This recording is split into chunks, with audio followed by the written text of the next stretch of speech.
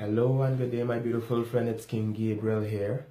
And at the request of some of my lifers, that's lifelong friends, friends that have been here forever, from the beginning, have seen the ups and downs, and have seen the transformation that occurred in my life, and the way that things had been challenging and how they've been transformed.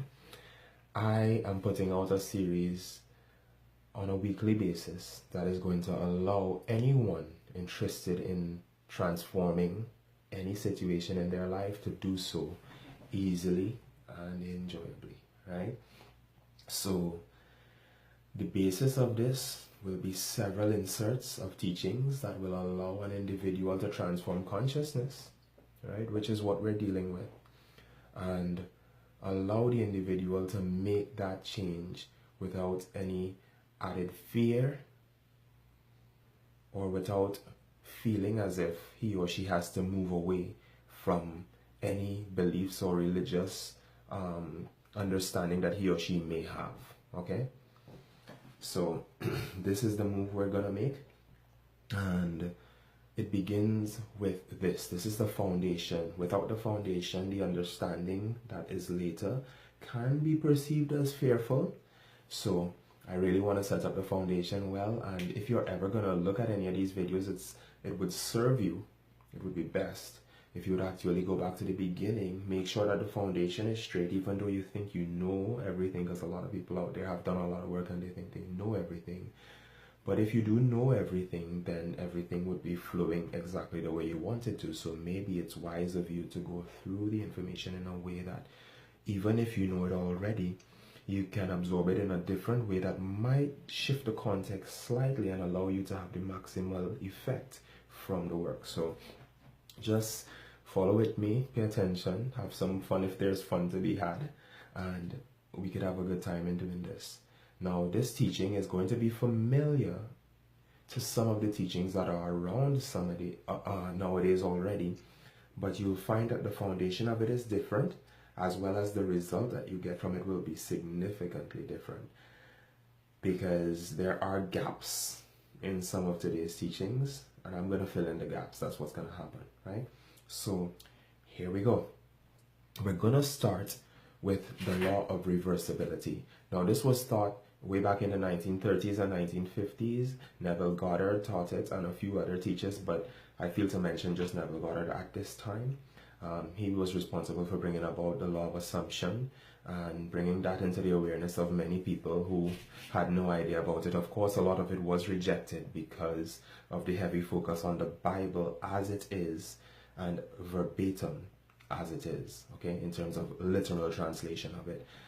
It is not really meant to be a fully literal text. Some of the things are quite nonsensical if you read them just literally. So there is some interpretation shifting to happen, but when people are ready for that, that will happen. For now, we will move forward where we are and continue forward. So here we go. The law of reversibility. The law of reversibility simply states that, and I'm going to put it in the simplest form possible, if there is a physical result or a physical state, along with that state is created a mental state, a state that you are in mentally, and that mental state correlates with whatever that physical state is. So a change in the mental state creates a change in the physical state. A change in the physical state, conversely, creates a change in the mental state, right? So if that is what's really happening, which I can guarantee you it is, and I'm going to show you how it came about.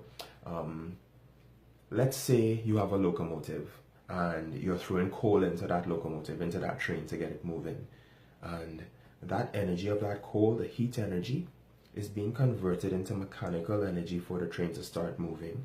And that mechanical energy of those wheels grinding through friction, etc., also creates heat energy on the other side. So it is a reversible process because the motion is being turned back into heat, and vice versa. Heat can be turned back into motion. So it's one of those, that's a visible way of bringing it, although we try not to use the physical world too much, but this is an example that helps. So it goes back and forth.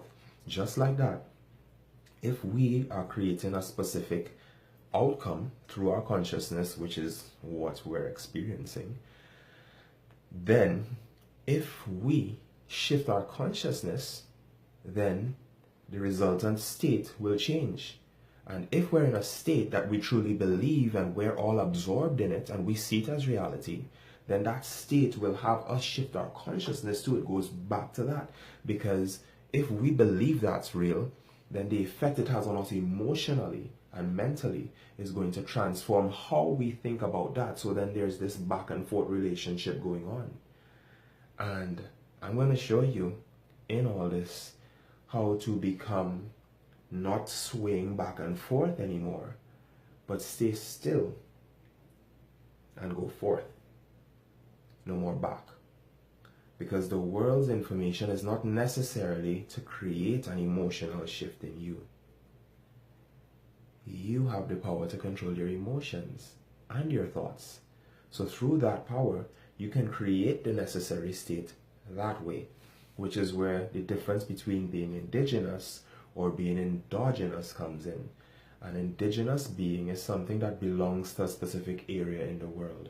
For instance, and this is one that's used a lot, a palm tree is indigenous to the tropics or to the Caribbean. So you expect to see palm trees when you go there.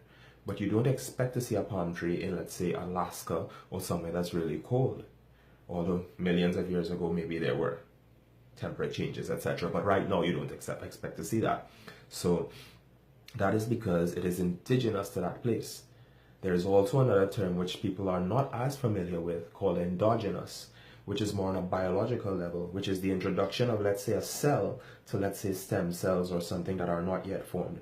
It will have an influence on its environment where all the cells will become like it. We as human beings have that capability as well.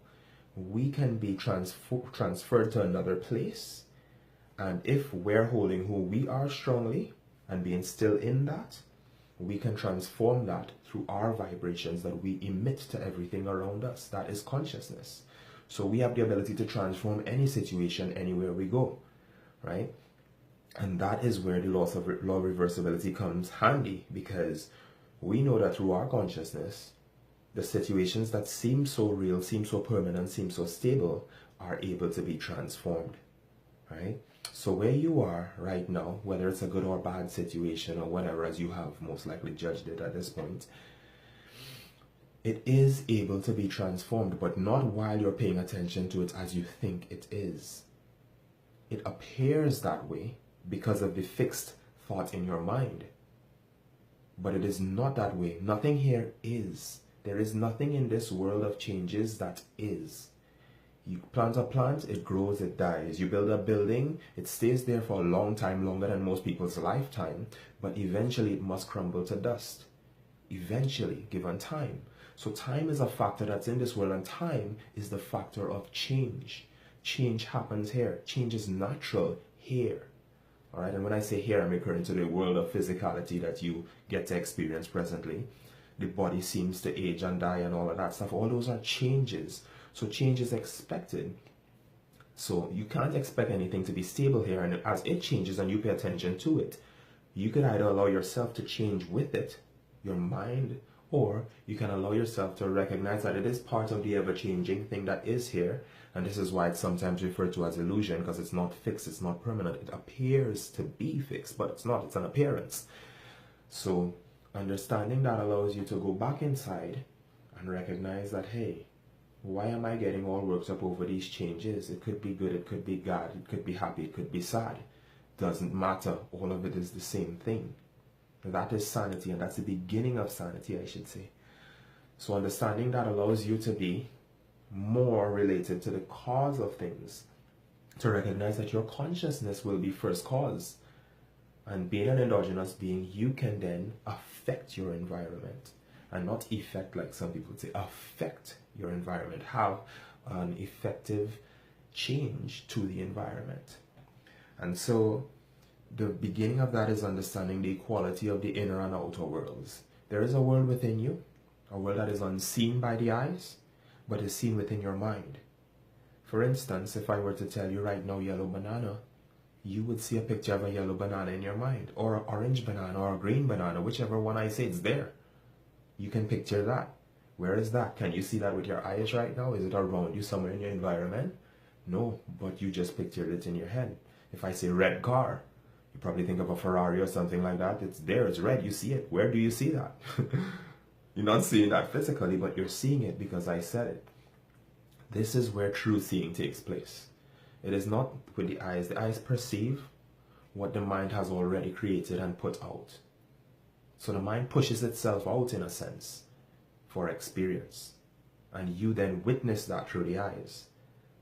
So understand that what you think you're seeing is actually what you're perceiving after it's already been generated and created by the mind.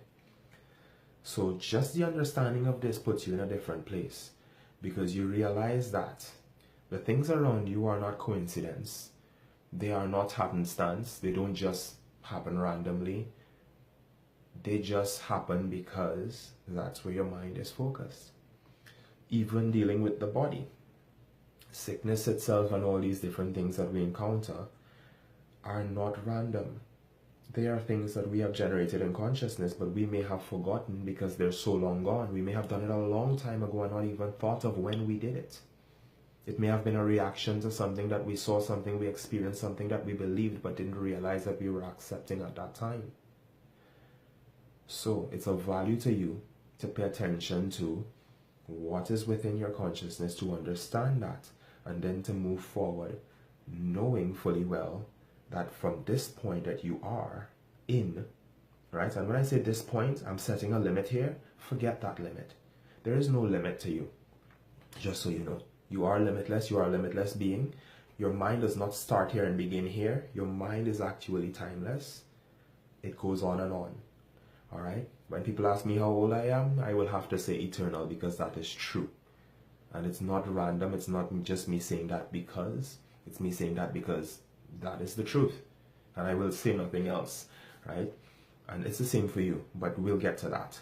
Either way, the mind is what's creating. You're in contact with every single thing that is around you. Right? And this is the foundation of your understanding. Remember that the mind is capable of healing the body, but the opposite never really happens. The body has never healed the mind. The body doesn't even have an idea of what a mind is. The body itself is neutral, and it is a tool that is used by the mind to come through and do things in experience in your mind. Right? The body is in your mind. Okay, so that being said, everything is going to be mental at this point. So now that you understand that simple law, or if you don't understand it, shoot me up a message and I can clarify. That is the foundation. This will explain the law of attraction, the law of assumption, and all these different things that we're probably going to get to as time progresses. But for this week, I just want you to focus on that. Recognize all the times that you have thought of something or thought of someone, and all of a sudden the phone rings, or all of a sudden you find that, oh, that red car popped up, or that blue car popped up, or whatever, or a friend came and gave you the same thing that you were thinking of getting, and it seems kind of spooky, like how would they know that? Well, it's not how would they know that, it's when did you create that? When did you accept that that would happen? And through your expectation, it happened, right? That's the beginning. So, I hope that that served you in some way, and you can start to come forward from that point. As I say, on a weekly basis, I'll release one of these with a little more information so we could continue to advance. Okay? So, video number 1, the law of reversibility and the equality of the inner and outer world. It's one world. Eternal love and infinite peace.